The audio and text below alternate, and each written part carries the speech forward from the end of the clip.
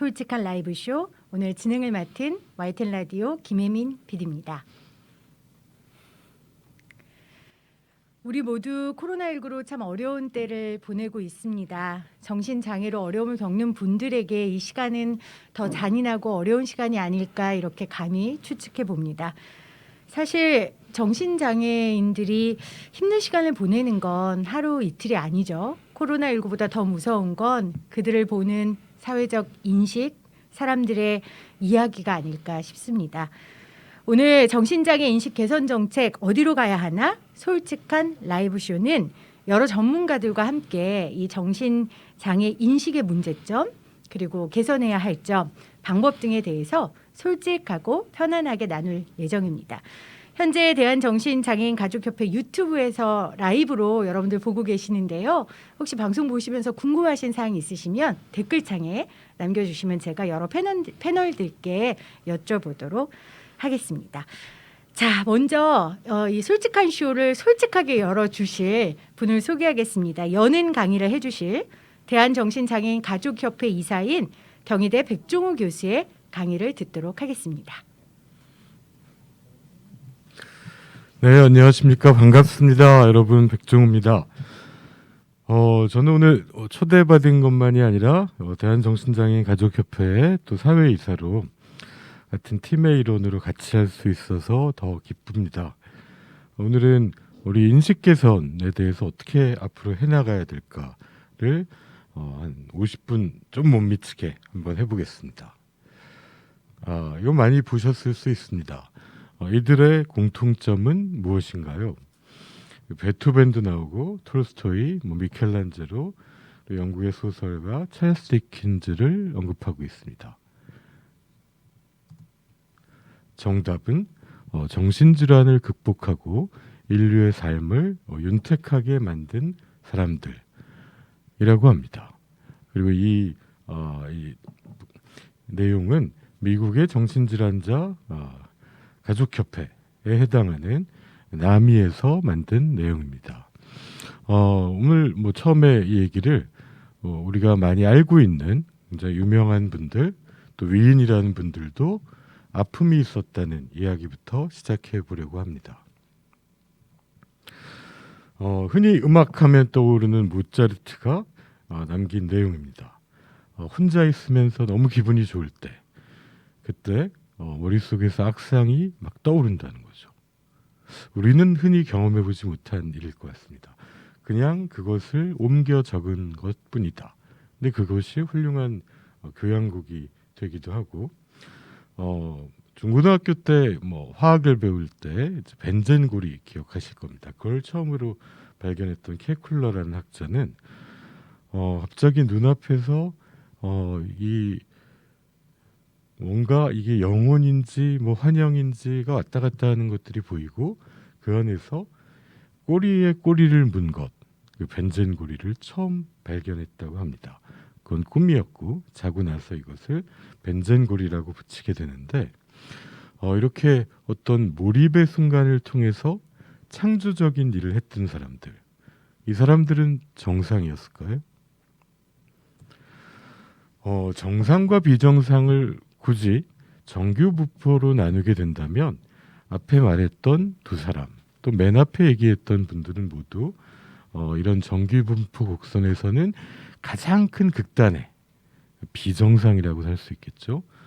이런 데 있었고 이런 체험을 했던 사람들이었습니다. 이런 사람들을 많이 보게 됐던 이제 유명한 정신분석의 창시자인 프로이트는 이렇게 말합니다.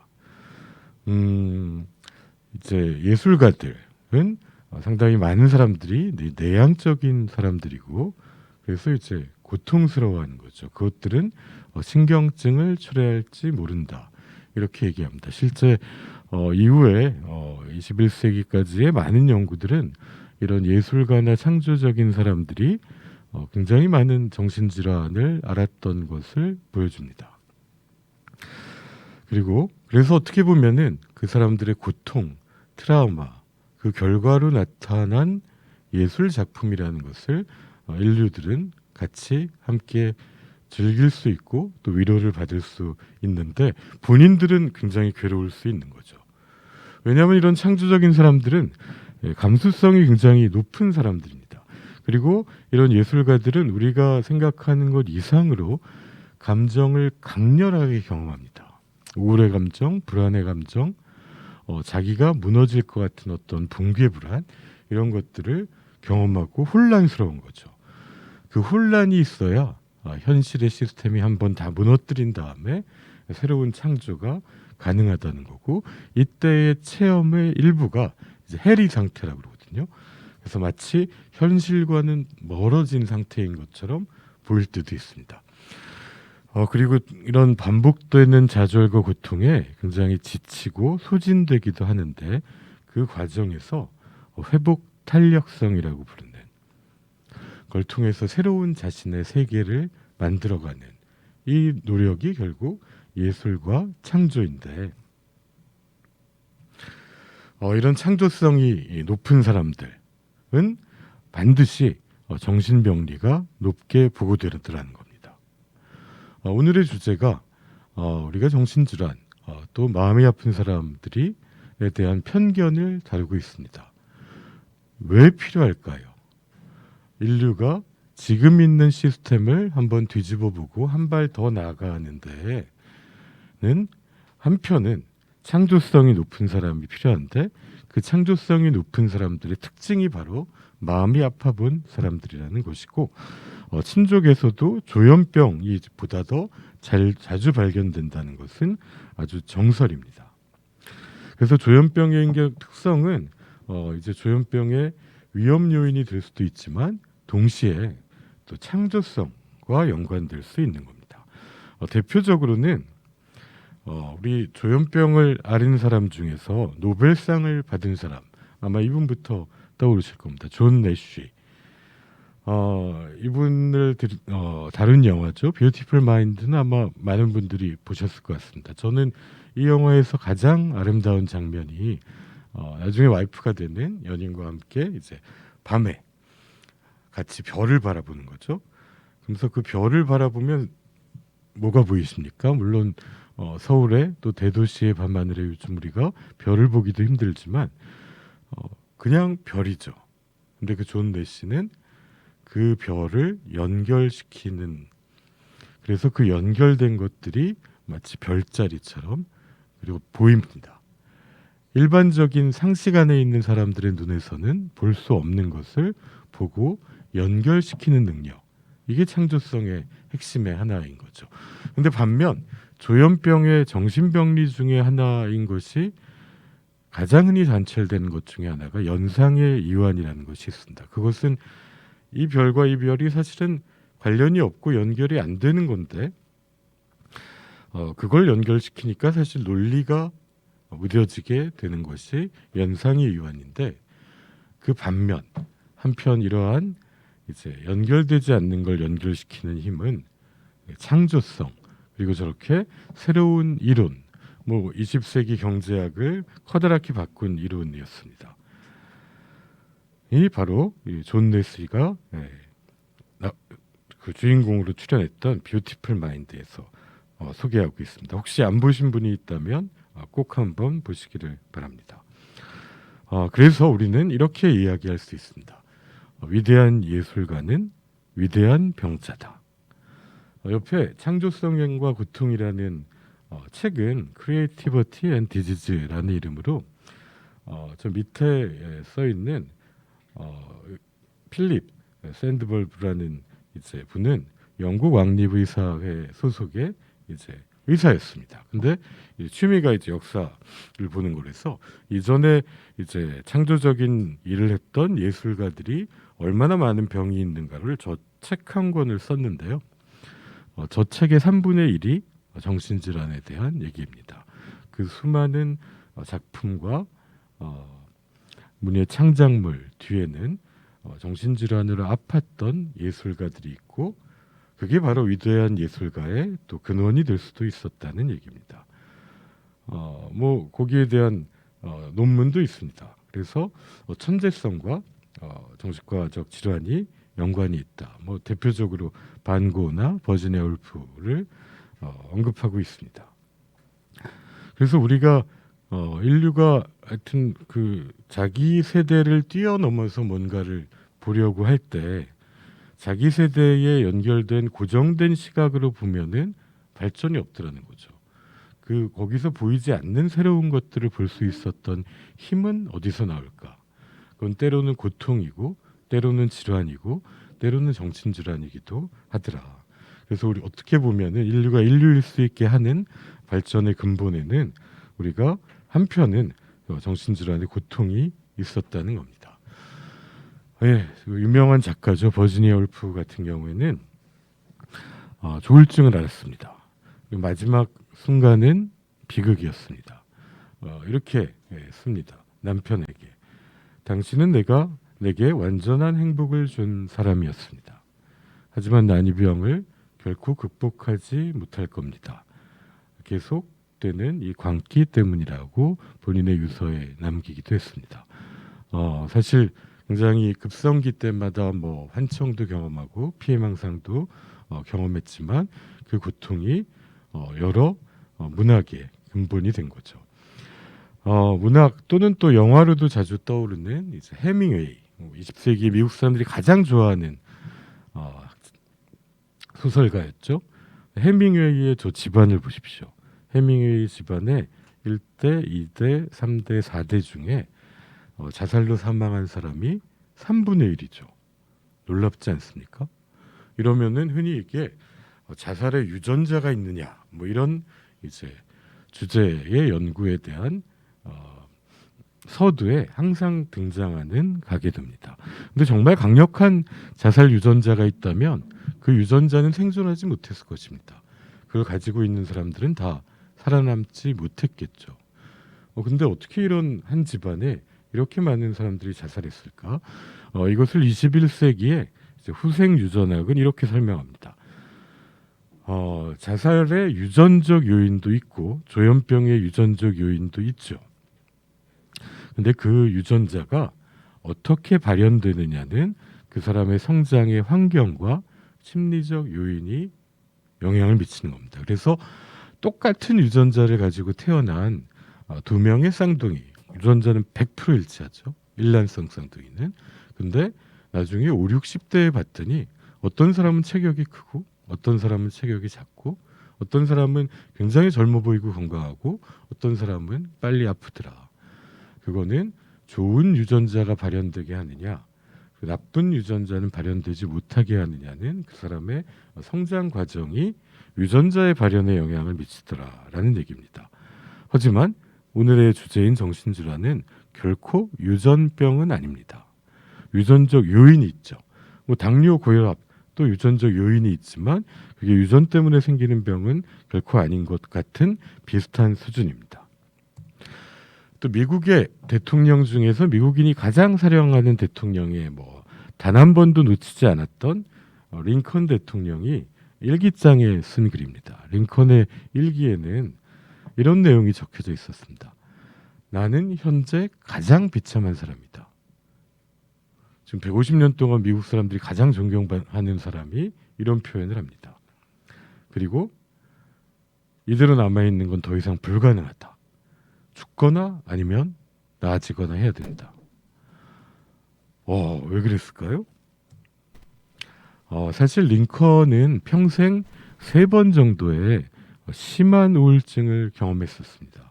링컨의 가장 가까운 친구 중에 하나였던 헨리 위튼이라는 사람은 링컨은 알 수 없는 습관적 우울 증상이 있었고 그러다 보니까 동업자는 링컨이 이렇게 걸어 다닐 때 마치 우울이 뚝뚝 떨어지는 것 같았다 이렇게 얘기합니다. 얼마나 우울했으면. 그런데 이것을 이제 링컨의 연구가가 어떻게 해석하냐면 이 우울증을 극복하기 위한 링컨의 노력이 위대한 업적의 에너지원이었다고 말합니다.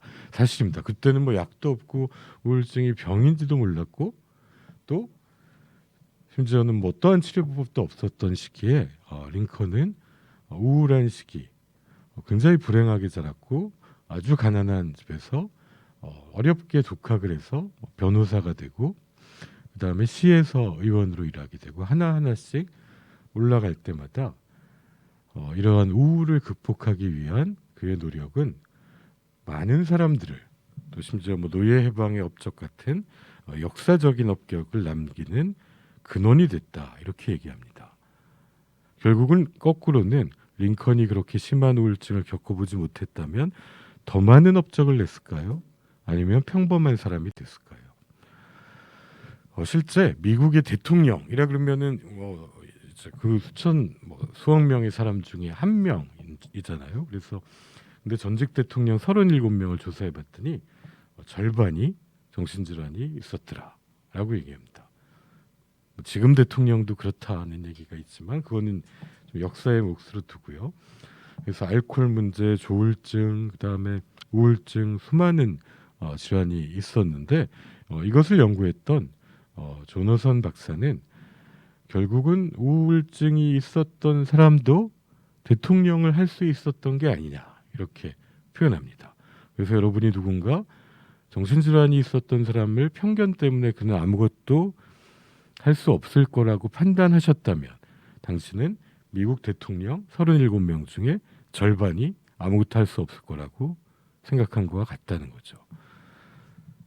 그래서 한편 이러한 우울과 같은 고통을 이제 노력하고 극복하고 이겨내려고 했던 사람이 더 큰 업적을 이루고 또 이제 역사적인 이름을 남기기도 하고 문학과 예술을 남기기도 한다는 것을 여태까지 봤습니다. 예, 그 다음에는 이제 이렇게 우리가 편견을 줄여나가는 노력을 어떻게 해야 될 것인가를 고민하다가 제가 작년에 이맘때 그리고 재작년에 11월 달에 만났던 분들이 이제 덴마크에 있는 원오브어스라는 그룹입니다. 이분들은 정신건강 전문가도 있지만 당사자도 있고 가족도 참여하는 분인데 이 예산은 덴마크 정부가 지원하고 있고요. 덴마크만 하는 게 아니라 유럽의 여러 나라에서도 진행하고 있는 이제 국가적이기도 하면서 세계적인 캠페인입니다. 그래서 원 오브 어스라고 유튜브 같은 데서 쳐보시면 이런 게 짠 나옵니다. 이거는 덴마크어로 돼 있는데요.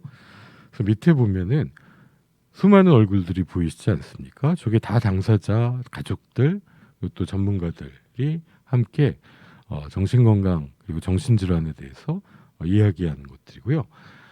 이분들을 만났을 때 가장 기억나는 게 같이 얘기하는 시간들이 굉장히 즐거웠습니다.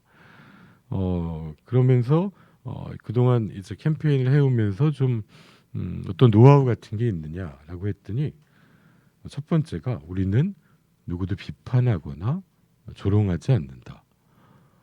이렇게 머리를 딱 맞은 듯한 느낌이었습니다. 그게 무슨 말이냐 그랬더니 사람들이 정신질환에 대한 오랜 편견을 가지고 있다. 근데 그들을 비판한다든지 어떤 시스템이나 책임을 가지고 남을 공격하는 것들은 거꾸로 정신질환에 대한 부정적인 생각을 더 강화할 수 있더라. 그래서 본인들은 함부로 또는 웬만해서는 비판을 하지 않고 또 거꾸로 유머를 사용한다고 하더라고요. 그래서 이런 일, 반낙인 캠페인 자체를 굉장히 즐겁고 따뜻한 일로 만들어가는 거고 밑에 이 수많은 당사자와 가족의 참여와 함께 만들어간다는 거죠. 그래서 참 인상 깊었습니다. 그래서 그 요 홈페이지에 나중에 가서 보시면요, 이 원오브어스 로고고요. 원오브어스라면 우리들 중에 하나, 그러니까 우리 정신질환이 있는 사람들도 우리 사회 전체 중에 이제 한 사람으로서 참여할 수 있고 함께 해야겠다는 뜻인 것 같습니다. 거기에 보면은 밑에 애니메이션들이 여러 개 있는데 보시면 이렇게 덴마크가 이제 바이킹 조상들이니까요. 저렇게 남성 저기 덩치가 이만한 산만한 바이킹이 나와서 저렇게 수많은 친구들이 옆에 있는데도 혼자서 우울해하는 게 나옵니다. 근데 차마 힘들다고 말을 하지 못할 때 누군가 옆에 다가가지고 어깨에 손을 대고 관심을 보여주는 거죠. 그래서 바이킹은 혼자 싸우지 않습니다. 뭐 이렇게 얘기합니다. 그래서 우리 정신질환에 대한 편견과 함께 싸워나가자. 우리 함께하자. 뭐 이런 메시지를 주는 거죠. 그래서 되게 안에 있는 애니메이션이라 이런 게 좀 재밌고 하면서 따뜻하고 비판적이지 않고 굉장히 긍정적인 걸 많이 볼 수 있었습니다. 근데 문제는 우리가 선진국이고 편견이 없는 나라라고 알고 있는 덴마크, 뭐 유럽, 미국도 이런 반낙인 캠페인을 지금도 하고 있는 거죠. 그건 왜 그럴까요? 거꾸로 사회적 편견과 낙인이 아직 남아 있는 거죠. 네, 인정합니다. 오랜 편견은 이유가 있습니다. 왜 오랜 편견이 생기게 됐을까요? 이게 1940년대에 미국의 주립병원입니다. 어떻게 생각하십니까? 이 사실 오히려 중증 정신질환이 있는 사람, 조현병 있는 사람의 삶의 질은 오히려 농경 사회 때 더 좋았다고 얘기합니다. 그리고 실제로 세계보건기구가 지금 같은 나라들 쭉 비교했더니 아주 저소득 국가가 오히려 더 삶의 질과 행복 만족도가 더 높다는 결과도 있습니다. 왜 그럴까요? 그 마을에 다 알죠. 그 마을에 100명이 사는데 한 명이 아픕니다. 99명이 아이고 저 집에 저 친구는 좀 마음이 아파서 한번 안 좋을 때는 좀 그렇지만 원래 좋은 사람이야. 그리고 안 좋을 때 같이 도와주고 오히려 더 같이 어울려 살 수 있었던 곳인데 이게 17세기부터 산업혁명이 시작되면서 대부분의 사람들이 농촌에서 대도시로 올라와서 공장에서 일하게 되죠. 이때 정신과 의사라는 직업이 처음 생깁니다. 최초의 정신과 의사들은 되게 이 사람이 공장에서 일할 수 있는 사람이냐 없냐를 평가하는 일을 했습니다. 근데 그러면서 이제 19세기, 20세기까지 오게 되면서 어떻게 되겠습니까? 더 산업화되고 핵가족화되게 됐죠. 그러면은 한 마을이 한 사람을 돌보는 게 불가능해졌죠. 그래서 이 중증 정신질환이 있던 사람을 모두 공립과 주립의 병원으로 입원을 시켜서 수용하게 되는 시대가 시작됩니다. 그 환경은 사실 매우 열악한 상황이었던 거죠. 그거는 모든 유럽의 나라가 마찬가지였습니다.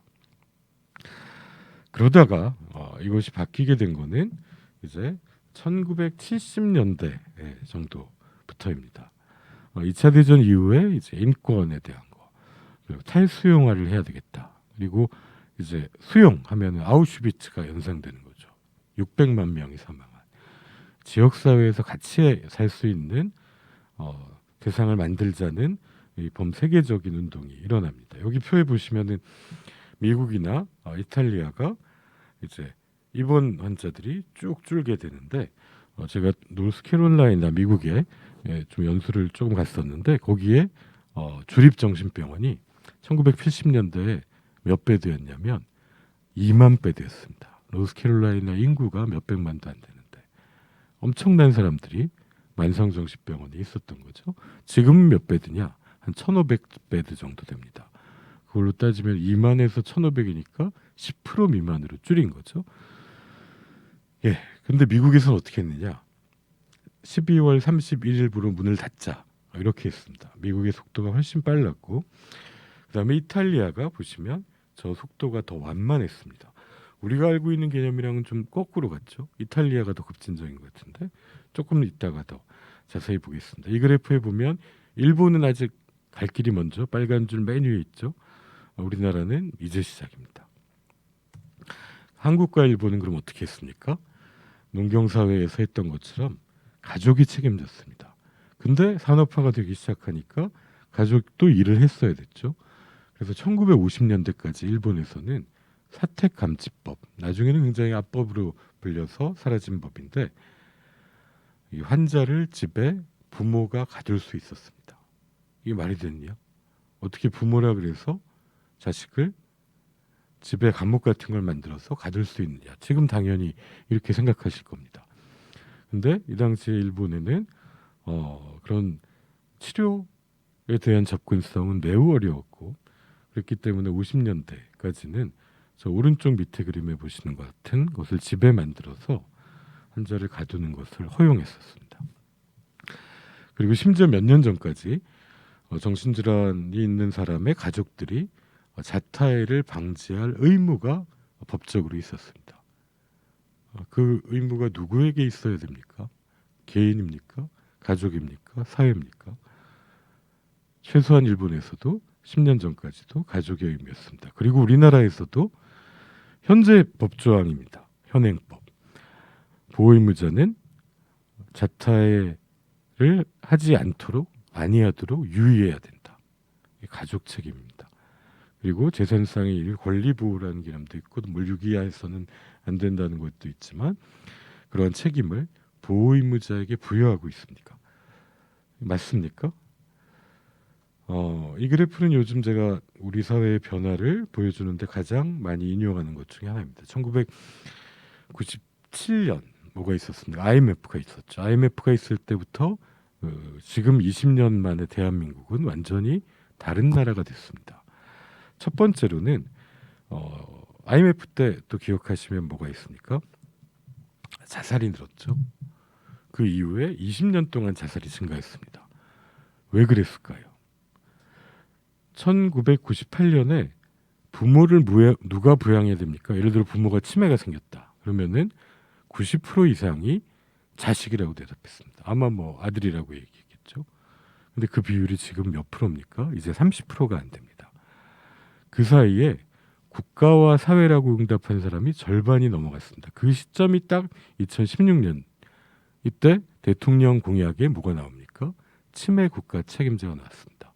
이전에 치매 부모를 모시는 거는 자식들의 책임이라고 믿던 사회에서 산업화되고 핵가족화돼서 이제는 30%가 넘는 가장 많은 가구가 1인 가구이고 4인 가구의 비율이 불과 20%를 살짝 넘는 상황인 대한민국에서는 개인과 가족이 감당할 수 없는 거죠. 그래서 어떻게 했습니까? 사회가 감당하게 됐습니다. 사회적 안전망을 만들어야 되게 됐습니다. 그러면은 그 20년 동안 왜 자살이 늘었겠습니까? 첫째는 본인들이 노인이 될 때를 준비하지 못했던 노인. 가장 자살률이 높았었죠. 그리고 40, 50대의 중장년. 한두 개, 세 개, 네 개 어려움이 겹치다가 경제적인 힘듦이 생기면은 중산층이다가 나락으로 떨어져 온 거죠. 그리고는 또 누가 있겠습니까? 중증 정신질환이 있는 사람, 우울증이 있는 사람, 정신건강에 어려움이 있는 사람을 더 이상 가족이 책임지지 못한 시점에서 방치되는 사람이 늘게 되고 그 결과는 사실은 자살이 훨씬 늘었습니다. 그런데 자살 말고도 있습니다. 뭐 이런 기사들을 보시면 오늘 지금 유튜브로 보시는 분들께서는 화도 많이 나셨을 겁니다. 조현병 범죄, 조현병의 포비아라는 게 있고, 그래서 마치 저런 묻지마 살인 하면은 조현병을 떠올리게 되는 사고가 2018년부터 정말 많이 있었습니다. 왜 그럴까요? 조현병이 위험합니까?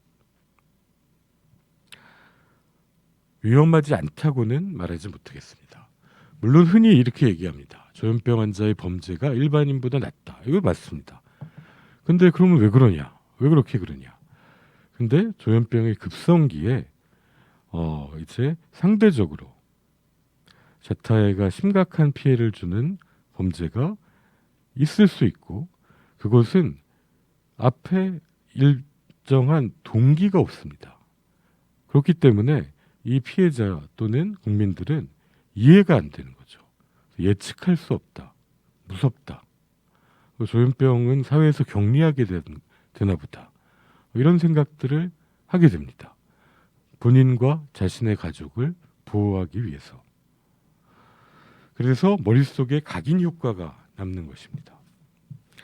그래서 저 비율이 전체 우리나라에서 1년에 1,500건의 타살이 일어나는데 저 비율이 낮다.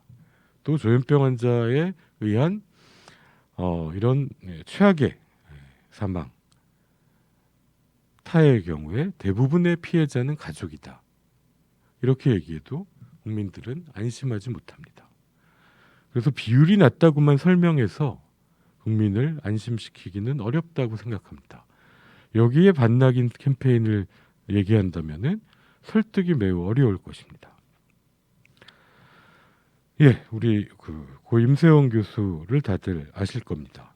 2018년 12월 31일에 이런 일이 있었고 그 이후에 국회에서 청문회도 있었고 정부와 여러 가지 의사협회 등이 TF를 구성해서 임세원법을 통과시켰습니다. 거기에는 의료법, 응급의료법, 정신건강복지법 그리고 뭐 여러 가지 시범사업들을 하게 됐습니다.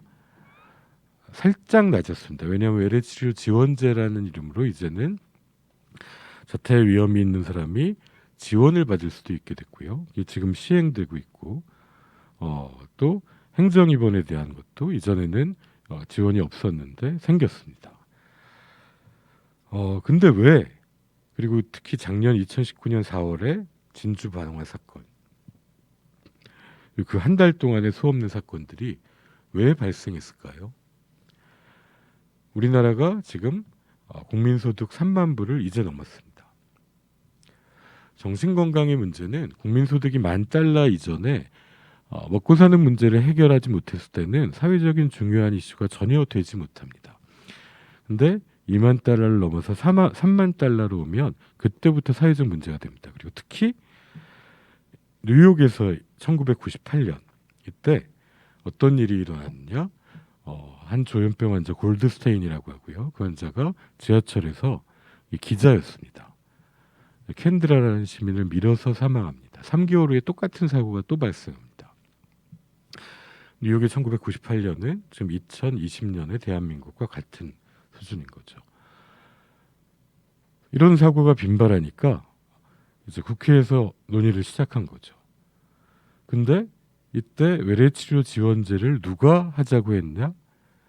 맨 앞에 나왔던 남이었습니다. 미국 정신장애인 연대가. 왜 그랬을까요? 당사자와 가족을 보호하기 위해서였을 겁니다. 필요하다고 생각했기 때문일 겁니다. 이거는 캔드라법이라는 이름으로 법원이 외래치료를 지원을 명령할 수 있는 제도를 그때 처음 만들어서 이제는 영구 시행되고 있습니다.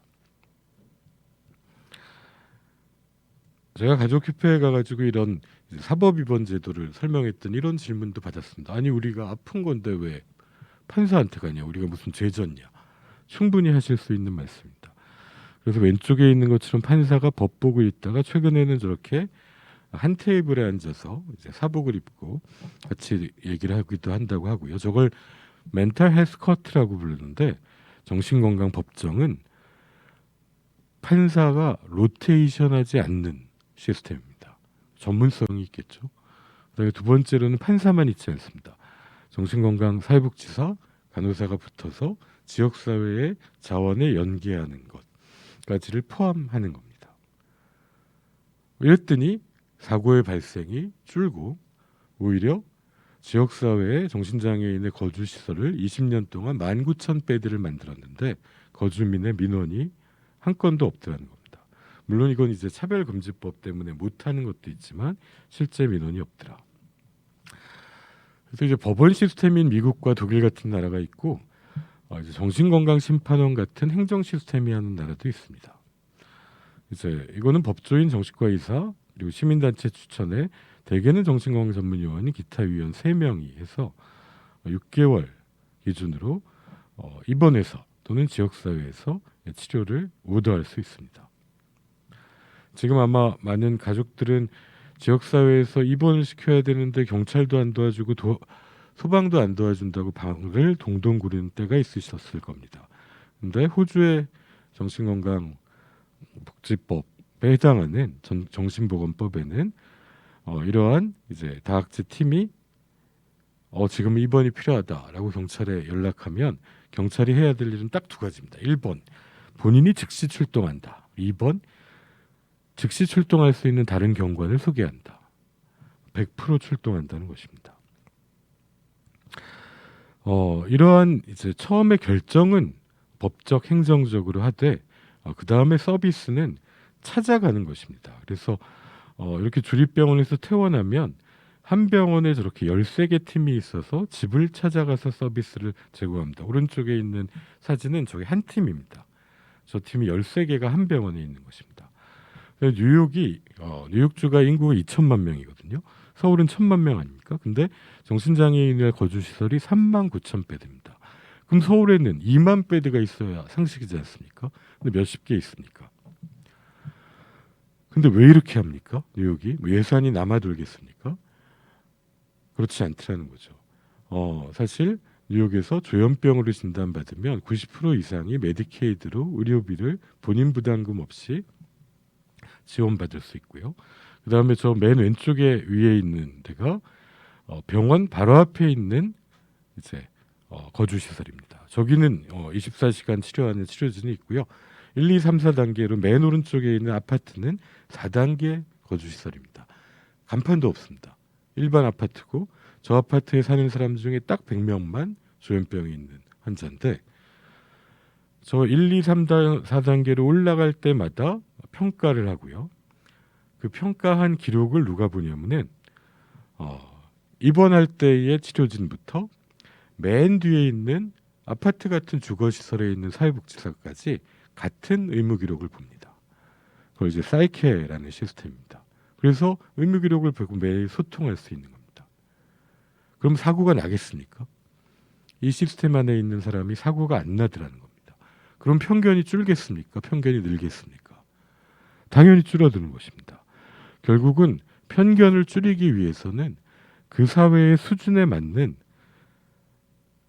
지원과 치료 시스템을 갖춰야 된다는 말씀입니다. 그다음에 이제 다들 아시는 이제 이탈리아 얘기입니다. 바살리아입니다. 저도 참 좋아하는 분인데 열정이 넘치던 분이었습니다. 무엇보다 우리 환자들은 사람이라는 것에서 시작했고요. 이게 본인이 부임했던 고리지아의 국립정신병원이었습니다. 쉽게 말하면 바살리아라는 정신과 의사는 사실은 국립정신병원장이었습니다. 근데 국립병원장이 뭘 했냐고요? 그 병원의 문을 닫아버렸습니다. 10년 만에 1182명이 입원했었던 바살리아가 이제 마치 히딩크처럼 고리지아라는 시에서 바살리아를 이제 초대해가지고 트리에스테, 그 다음에 두 번째 시는 트리에스테가 초대해서 병원을 맡겼습니다. 그랬더니 10년 만에 모든 입원 환자를 퇴원시켰습니다. 여기 보시면 1978년에 87명이 되고 1979년에 0명입니다. 여기에 이탈리아가 열광했습니다. 그리고 나서는 어떻게 됐겠습니까?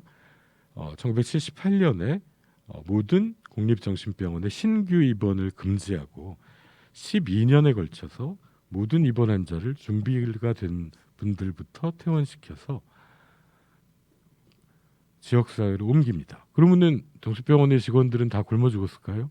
그렇지 않습니다. 그 사람들은 다 공무원이었기 때문에 지역사회 정신보건센터에서 일하게 됐습니다. 5만에서 10만 명당 한 개의 센터가 생겼고 그 한 개의 센터에는 4-5명의 전문의와 40명의 정신건강 전문요원이 24시간 서비스를 제공하는 시스템으로 완전히 바꾼 겁니다.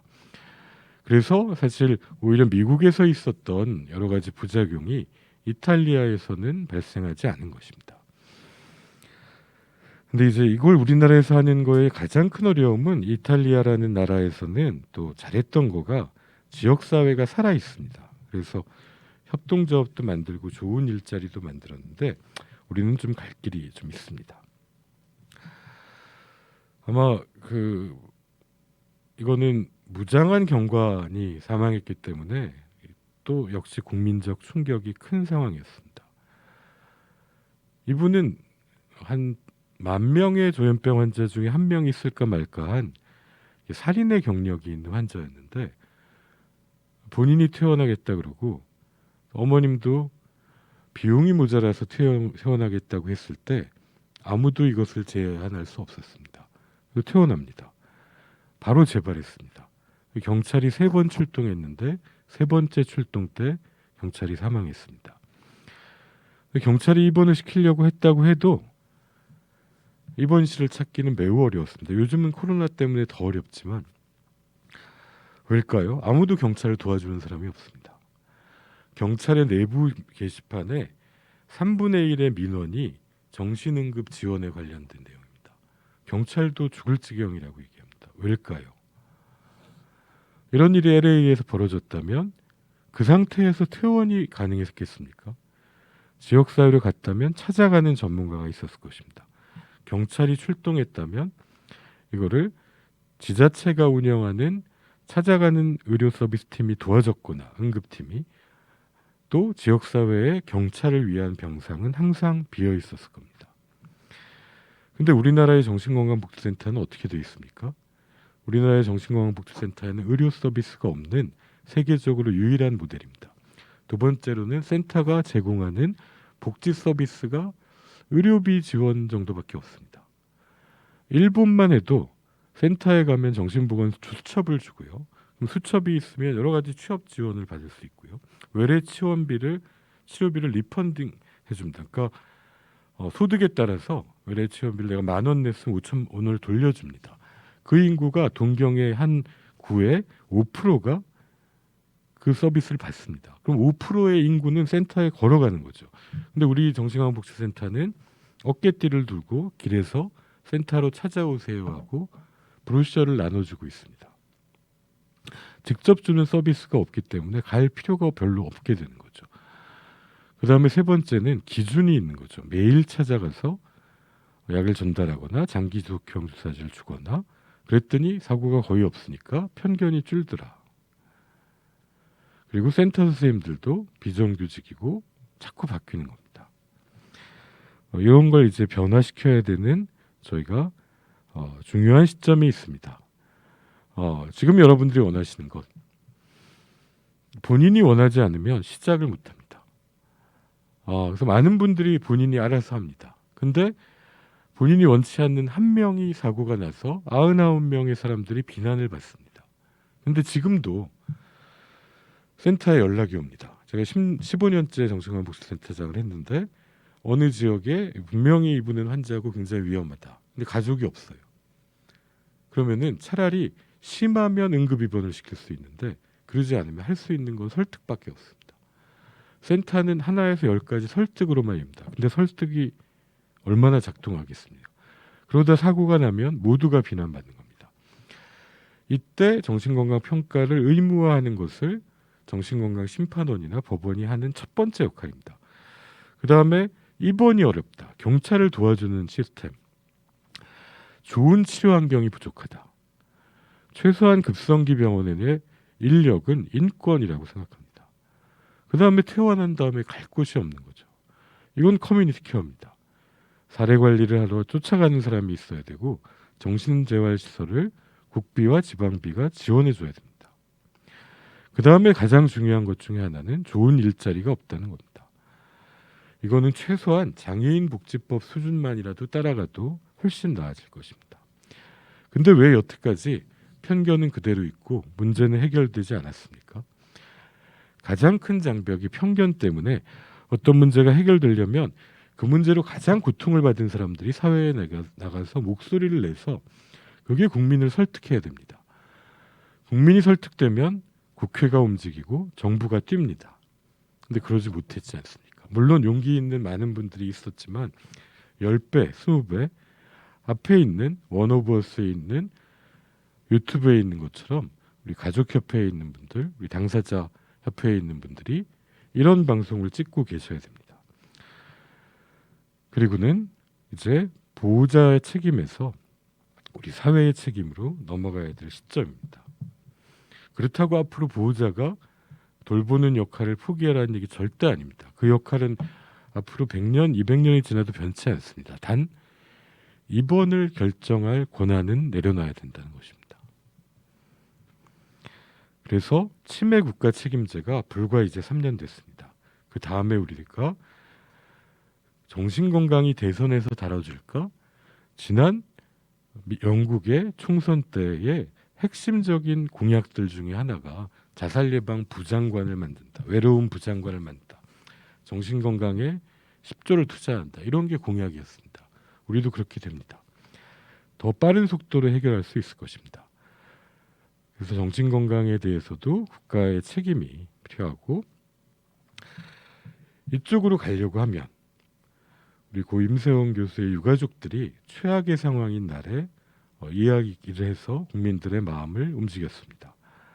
안전한 치료 의료 환경과 마음이 아픈 사람들이 쉽게 치료와 지원을 받을 수 있는 사회. 그게 바로 누구나 필요할 때 도움을 받을 수 있고 커뮤니티 케어가 되는 사회일 것이고 이러한 오래된 편견을 극복하는 힘은 시스템의 변화에서 나올 것입니다. 예, 정리하겠습니다. 이제 많이 아파 본 사람의 고통이 문학 작품을 낳고 예술 작품을 낳듯이 또 주변을 따뜻하게 할 수 있을 것이고 거기에 당사자와 가족분들의 힘이 우리 사회를 좀 더 따뜻하게 만들 것입니다. 테러를 당하고 아팠던 사람들 중에 다 외상 스트레스 장애만 생기는 줄 알았더니 많은 사람들이 오히려 레질리언스라고 회복돼서 오히려 더 이전보다 나아짐을 경험하더라. 바람이 세고 나무가 휘어졌다가 다시 제자리를 찾아가고 태풍이 지나가고 났더니 뿌리가 더 깊어지고 새로운 새싹이 만들어지는 그런 좀 더 살만한 사회를 우리 정신장애인 가족협회와 함께 만들어갔으면 좋겠습니다. 네, 이것을 마치겠습니다. 감사합니다.